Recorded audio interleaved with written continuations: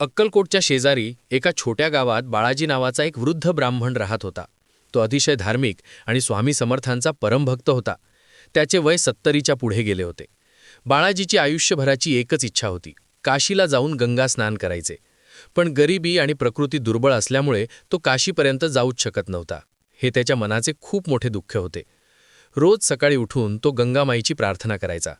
हे गंगे माते, मी तुझे दर्शन घेऊ शकलो नाही. किमान मरण्यापूर्वी एकदा तरी तुझ्या पवित्र जलात स्नान करण्याची संधी मिळावी. पण दिवस जात होते आणि त्याची इच्छा अपूर्णच राहत होती. एके दिवशी त्याची प्रकृती खूपच बिघडली. डॉक्टरांनी सांगितले की त्याला फारसे दिवस नाहीत.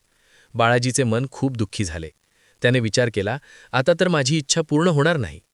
त्याच रात्री त्याला स्वप्नात स्वामी समर्थ दिसले.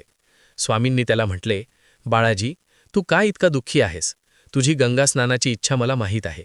उद्या सकाळी तू आंघोळीला जा, तुझी इच्छा पूर्ण होईल. बाळाजी स्वप्नातून जागा झाला. त्याला वाटले की हे फक्त स्वप्न असावे, पण स्वामींच्या शब्दांनी त्याच्या मनात आशा निर्माण झाली. दुसरे दिवशी सकाळी बाळाजी उठला. त्याच्या घराच्या मागच्या बाजूला एक लहानशी विहीर होती. तो रोज तिथेच आंघोळ करायचा. आज पण तो त्याच विहिरीकडे गेला.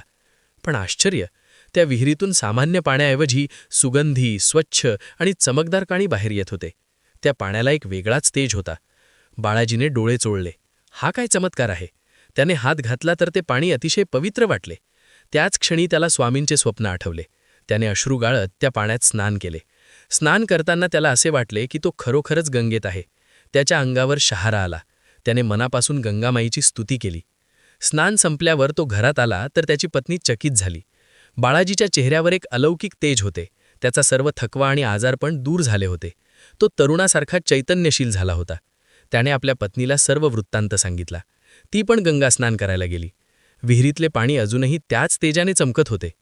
बातमी पसरली आणि गावातील अनेक लोक त्या विहिरीकडे धावले. पण आता विहिरीत सामान्य पाणीच होते.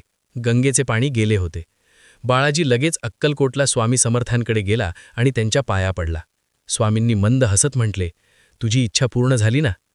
बाळाजीने रडत रडत म्हटले, स्वामी, तुम्ही गंगा मातेलाच माझ्या घरी आणलात. तुमच्या कृपेशिवाय हे कधी शक्य झाले नसते.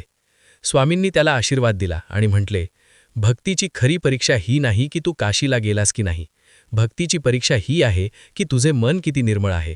तुझे मन गंगेसारखे पवित्र आहे, म्हणून गंगा तुझ्याकडे आली.